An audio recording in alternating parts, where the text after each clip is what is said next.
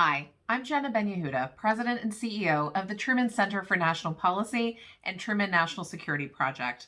TrueCon, our annual conference, was 100% online in 2020, our first ever. The conference was a great success, drawing over 1,000 people from all across the country. Here are just some of the highlights. Enjoy. Our government is set up in a way where the folks working in foreign policy are essentially told, don't worry, we'll take care of all the distributional consequences here. You go out and set the trade and development agenda, and we'll make sure that in the domestic side, we're dealing with the fairness and equity questions and, how to compensate those who've lost out and so forth. And those of us who worked in foreign policy kind of went on assuming that was all being taken care of.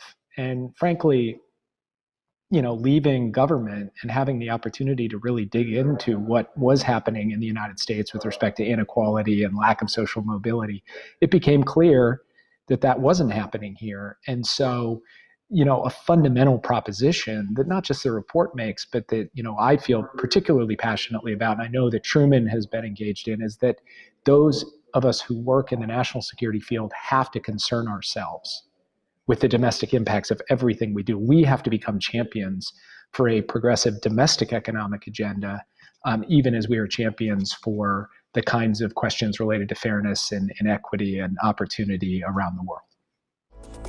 Truman members and outside experts discussed issues like disinformation. Disinformation doesn't have to come from outside of our borders. In fact, what we're seeing in 2020 is so much disinformation being amplified and created by hyperpartisan political actors and fringe media outlets, and frankly, amplified by political figures as well. So it's not necessarily something that has to do with a border or who the malign actor is. In fact, it's actor agnostic. I think this is really important to think about the fact that disinformation and misinformation is spread both by foreign actors and by domestic actors and groups. And unfortunately, as we know through research around fact checking and corrections, it's really who gets that out there first. It's not the follow-up that resets the narrative for folks. And we're shooting our own self in the foot on this information conversation. One Truman member, Camille Mackler, spoke about what Truman means to her as someone who works in the immigration field. We're forgetting that real human lives are caught in all of that. And so I just really appreciate the ability to have a rational dialogue that isn't inflamed by passion, but that actually helps us move the needle forward in really constructive ways. I think Truman right now, the conversations all across the board in this country are at a real juncture and in a real world lived context with these values, with these democratic values that we all share. Among the 20-plus speakers were Connecticut Senator Chris Murphy, Texas Representative Joaquin Castro, Michelle Flournoy, and Wisconsin Lieutenant Governor Mandela Barnes. Ms. Flournoy presented Truman's first award for exceptional moral courage to retired Lieutenant Colonel Alexander Vindman. In this time of pandemic, economic turmoil, and civil unrest, the values of those who work in so many ways for the good of the American people is most apparent.